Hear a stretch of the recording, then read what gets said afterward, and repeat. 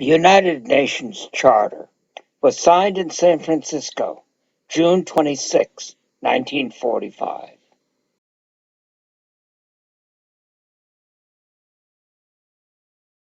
Mara Nichols tells Mary Steiner how this happened.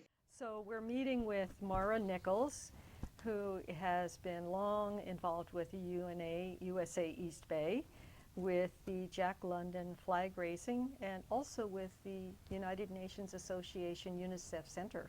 How did the Jack London flag raising begin? Was it really an effort to compete with San Francisco, or did it take place because San Francisco failed to raise the banner? Well, exactly, and it was not the UNA which started it. First of all, Mayor Redding, who was the mayor of Oakland at that time, and I can't think what year that was, had the first two celebrations of UN Day in the Kaiser Center. And they were quite elegant receptions with dances by national groups and one year, actually, we even had, I can't think how that was, but I somehow got the idea that it was possible to get an exhibition from the Postal Union. And so I got in touch with them, and sure enough, they were absolutely delighted to send us means of presenting the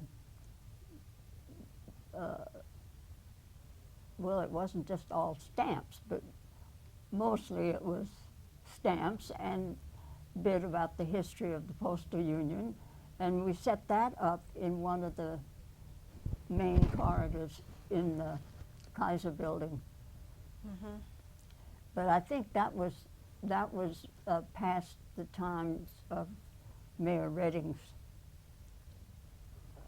celebrations. I think that was later, after the celebration did become a UNA thing. Mm-hmm. But when Gina Pydon and Dean Stone were turned down by the city fathers for putting up the flag between the Opera House and the Memorial Building, and went to the board of the Port of Oakland, I think that gave Jean Pydon and her husband the idea that we ought to do something there. And they were both already members of the UNA, but it was not the UNA that had the idea and started it. Jean Pydon was a member of the UNA at the time? Yeah. And also very involved with party politics, I hear. That's right. And knew the political leaders very, very well. Mm-hmm. And I do remember her, and I remember Oh, Kaya, do you? her husband, yes. They were the people to know if you wanted to get anything done in Oakland. What is amazing is that it carried on, that it became such a tradition. Well, I think we were all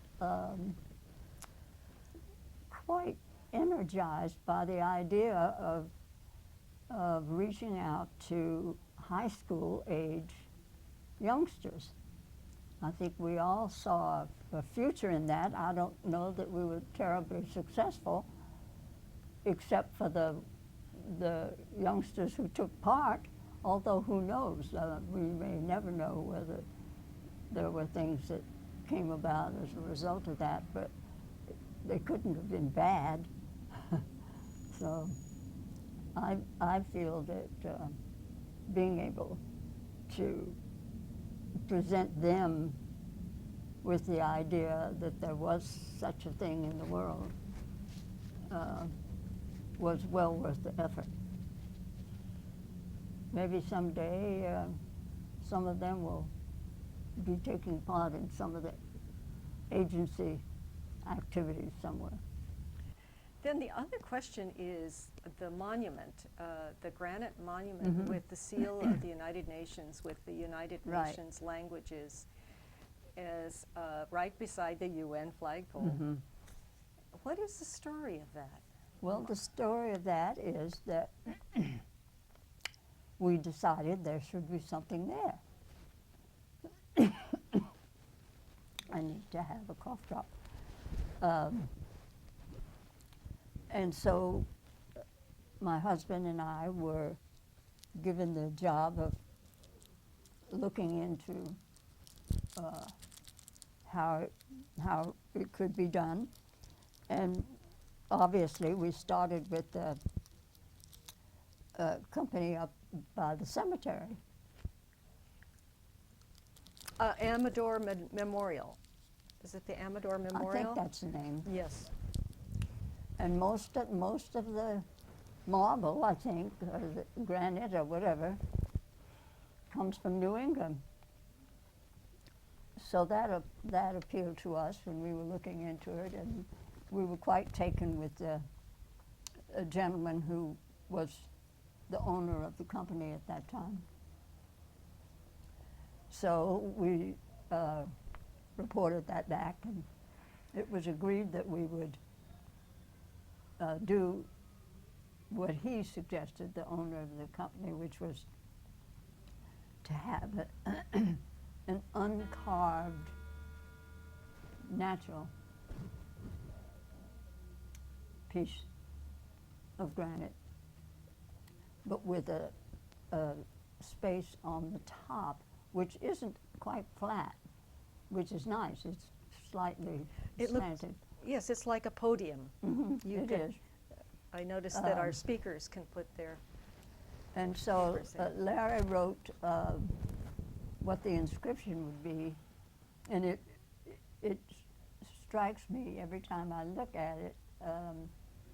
That was before people talked in terms of belonging to a community, and yet that was the word he chose to use for the plaque, or for the podium. So that's how that happened. and what year was that? Was that about in the 60s? It was, I'd have to pin down when we moved the flagpole from its first site to where it is now. That would pretty much determine when that was. Yes, I think it was early 70s. early 70s. If I might say something, I have a picture of that inscription in my camp. Good. So, Oh, do you? Oh, we and- can, And the yeah. flagpole was erected at a certain date, but was not dedicated till nearly a Mhm. decade later. Right.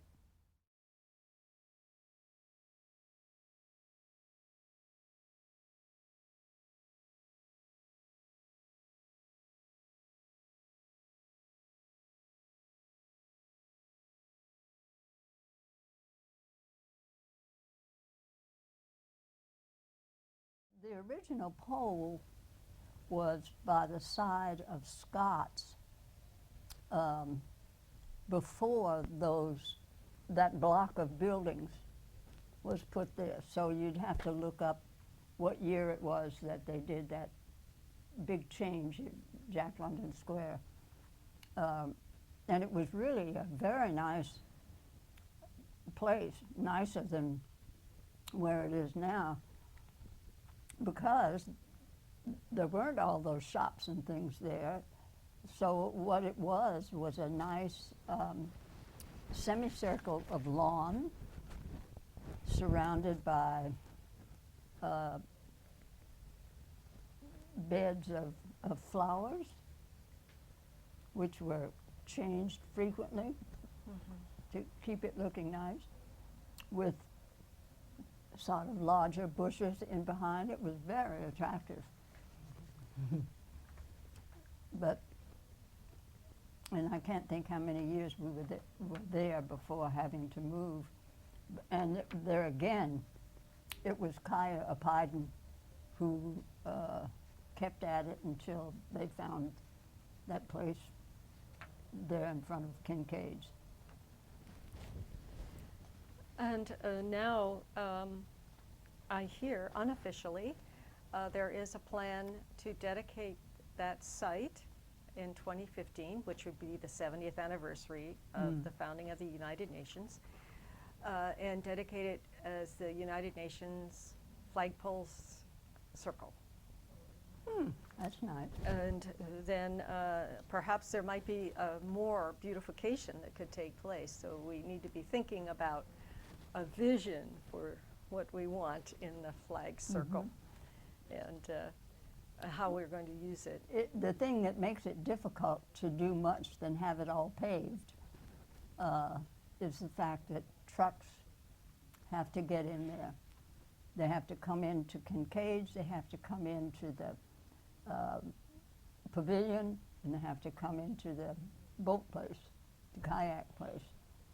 So I'm sure somebody could do it, but it won't be easy.